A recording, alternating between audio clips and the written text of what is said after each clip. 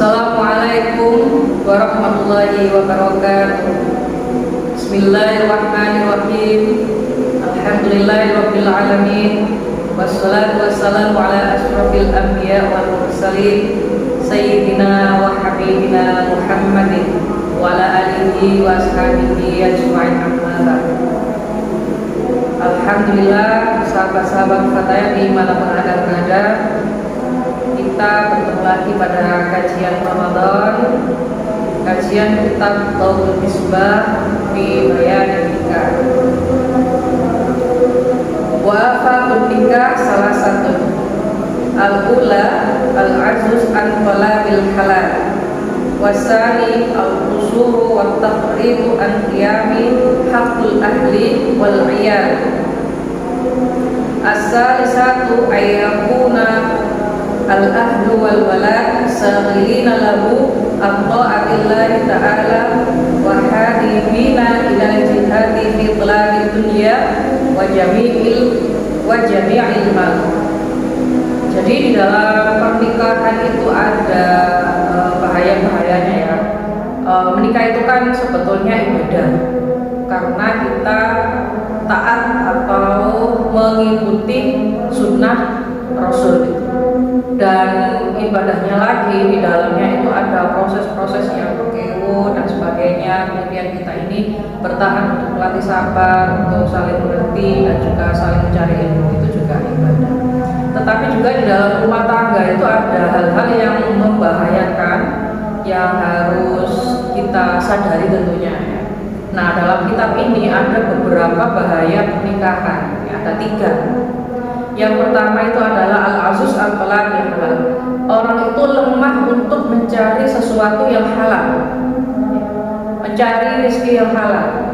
Nah, ini juga sangat bahaya sekali.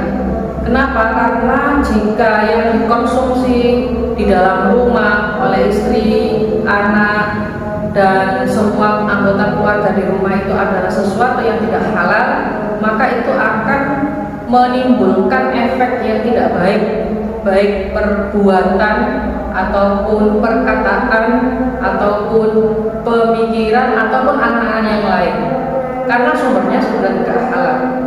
Nah, ini adalah bahaya di dalam pernikahan.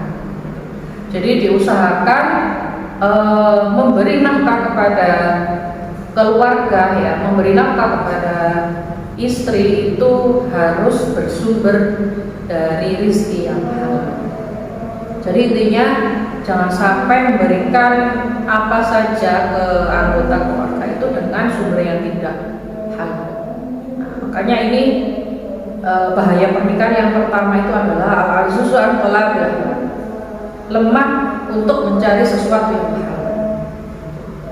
Apakah sekarang banyak? Saya pikir ya sangat banyak sekali, karena al-halal bayyinun al-haramu bayyinun. Kalau di antara keduanya kan subhan, nggak jelas ini uang bersumber dari apa ya, gaji pokok atau bukan. Kalau misalnya yang pegawai, kalau misalnya yang pekerjaannya digaji oleh pemerintah dan sebagainya, itu kan juga perlu harus dikaji.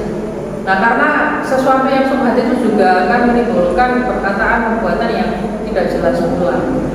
Karena kita harus memperjelas, mempertegas kalau ingin jalan kita ini benar, maka yang kita konsumsi di dalam keluarga. Yang kedua adalah al-qusuru at-taqrid an-qiyam bihaqqil ahli wal iyal. Nah,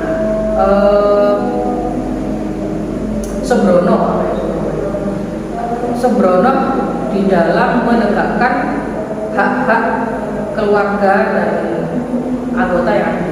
Nah, hak mereka itu apa? Anak punya hak, suami punya hak, istri punya hak. Nah, kalau ada yang mengabaikan haknya, itu juga termasuk salah satu diantaranya adalah afatul nikah, bahaya di dalam sebuah pernikahan. Karena bagaimanapun nikah itu adalah rumah tangga. Rumah tangga itu adalah lingkungan sosial terkecil. Apapun harus dikomunikasikan secara terbuka dan secara sehat.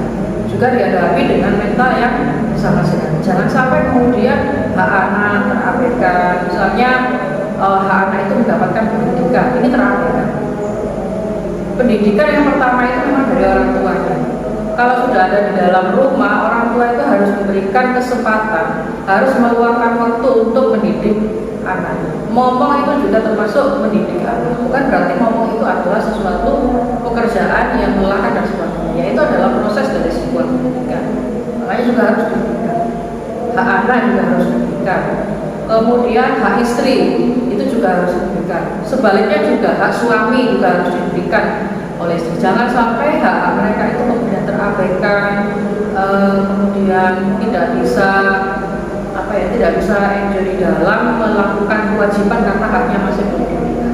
Nah, ini bisa berantakan, rumah tangga itu bisa jadi pecah dan sebagainya. Nah, makanya agar rumah tangga kita ini utuh, yang terpenting adalah melakukan kewajiban kita. Nah, kalau sudah melakukan kewajiban, maka secara otomatis hak itu juga akan diberikan. Sudah otomatis hak tersebut sudah bisa diterima oleh pemilik.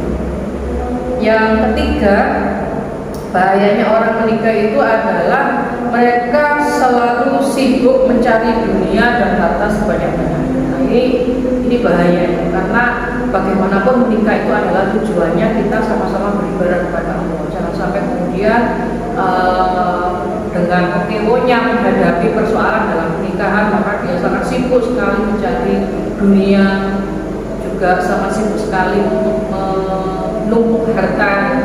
Itu adalah sesuatu sikap yang tidak baik, yang berakibat fatal dalam tujuan pernikahan.